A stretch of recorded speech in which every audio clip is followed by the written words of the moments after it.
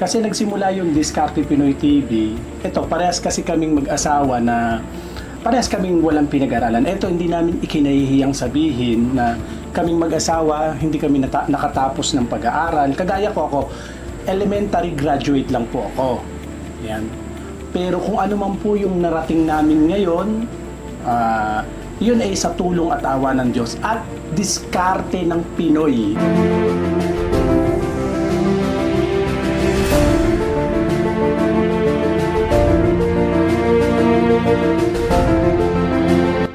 Hey guys, andito tayo sa Barangay Malamig sa Bustos, Bulacan. Dito tayo para kalampagin sila Mr. and Mrs. Sagle ng Diskarte Pinoy TV. Tara, let's go! Hello! Hello, magandang gabi po sa inyo, Mr. and Mrs. Sagle. Hello, ako po si Kay ng KPC. So sir, magandang gabi sa inyo. Salamat magbigay kayo ng oras. Pwede ba nyo kaming bigyan ng tour, ng ingrande nyong bahay? Let's go guys! Pakita namin sa inyo yung ating munting bodega at tindahan. Naku, munting bodega ba yan? Sir, baka naman maligaw ako dyan. Maliit lang yung tindahan natin. For in fairness, ang ang daming... Meron tayong mga supply. grass cutter. Ayan, ito kami. Ito ang grass cutter. Ito, mga nakabox pa, mga power tiller. Bagong dating lang ba yan mga yan? Oo, mainit-init pa yan. Ito yung mga grass cutter. Ito yung Ayan, meron alagang din tayong lawn mower. Ito yung mga lawn mower. Meron din tayong mga grass cutter. Ayan, Meron naman tayo right. sa taas. Yung taas nito, bodega pa rin. Bodega. Ito pa mga welding machine, Oo. mga Wow. grinder, at iba't ibang mga power tools. May mga vacuum, iba-iba. Marami tayong mga produkto rito eh. Ang kagandahan kasi sa amin, sa Diskarte Pinoy TV, yun, gusto namin yung pagpunta nila rito sa amin, lahat ng hahanapin nila, may produce namin. oo, Mula naman. sa garden tools, mga power tools, mga construction supply, and Very ito yung nice. aking pamilya. Aww. Actually, yan ang Family aking portrait. kayamanan eh. Sabi ng iba, mayaman ka na. Hindi. Ang kayamanan ko, yung aking asawa, yung aking mga anak. Yun yung kayamanang bigay sa akin ng Diyos. Tara po tayo. Yes. Ito po yung kwarto ng kids namin na tatlong babae. Oh my God! The Three Princess. Naka-painting. Ito po yung isa, si Aya, si Aye, si Ayel. Kaya lang wala pa po yung isa. Oh, Si Allen, Si yung Allen. bunso namin. So, ayan. Salamat sa tour. Hello mga ka-import. So, andito tayo ngayon sa Diskarte Pinoy TV sa Bustos, Bulacan, sa Barangay Malamig. Andito tayo kasama natin si Mr. and Mrs. Sagle, ang ating guest ngayon. So, sir, pakilala mo na ko kay sir. Ayan, ako nga po pala si Arnel Sagle ng Diskarte Pinoy TV. Ito po yung aking asawa, si Ellen. Medyo mahihain lang po yan. Ayan. Sir, paano ba tayo nag-umpisa naging Diskarte Pinoy TV? Kasi nagsimula yung Diskarte Pinoy TV. Ito, parehas kasi kaming mag-asawa na parehas kaming walang pinag-aralan. Ito, hindi namin ikinahihiyang sabihin na kaming mag-asawa, hindi kami nakatapos ng pag-aaral. Kagaya ko ako, elementary graduate lang po ako. Yan. Pero kung ano man po yung narating namin ngayon, yun ay sa tulong at awa ng Diyos at diskarte ng Pinoy. Kaya yung aking naging vlog po, naisipan ko po, Diskarte Pinoy TV, hindi naging hadlang yung aming una kahirapan, kaya hindi kami nakatapos ng pag-aaral. Hindi naging hadlang yon para kami marating namin yung aming pangarap sa buhay. Wow! Paano kayo nagkakilala? Saan ba tayo nagsimula, Mami?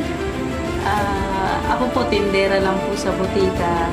Tapos yung amo ko, kaibigan niya. Ayun, pupunta siya doon. Ayun, nagkakilala kami doon. Kaya nung makita ko siya, nung pumunta ako doon sa kaibigan ko, sabi ko, ganda ka ako ng tinderang to ah. Ayun! Ayun tayo, sir. At yun, nagpakilala na nga ako sa kanya, niligawan ko siya. Ayun, awa naman ng Diyos, sinagot naman niya ako at hindi siya nagkamali. Di ba? Ngayon, gusto ko malaman kumusta ang experience nyo. Nag-start kami sa ukay-ukay.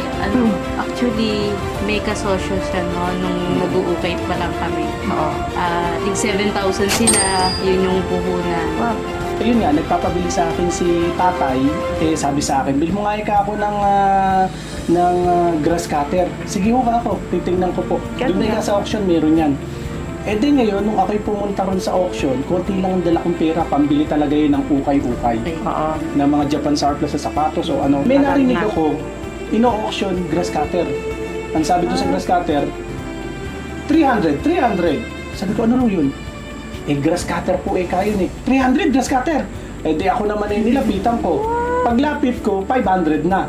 Ginawa ko, tinaas ko kamay ko, 600. Ako 600. 800. Naku, 800. Sabi ko, sige po, akin po, 800. Sold! Ako, tuntua ako, sold out. Dalawa po ito ha.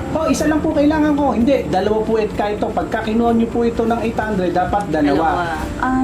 Sige ho ka ako, kukunin ko. 800 bawat isa. Nako, pagdating ko, kala ko matutuwa sa akin misis ko. Ang sa akin, ano kay ka pinamili mo? Ito ako, grass cutter. Aarin mo naman kay grass cutter. Konti lang yung puhunan natin. Bakit grass cutter ang binili mo? Inuna mo pa kasi tatay. Akalain mo namang kinabukasan may nadaan. Sabi, sir, magkano to? Yung grass cutter mo, magkano? Maandar ba to? Maandar po yan. Pagka hindi maandar, wag niyo akong bilhin. Akalain yung unang hila kong ganyan galit na galit yung grass cutter. Uy, lakas. Ang lakas pala yan ha. Sige, kunin ko na yan. Naku, tuwa ako na sinabi ko kunin. Naisipin mo naman, Dapat doble 800 lang. 800 nabili siya ng 1.6. 1.6.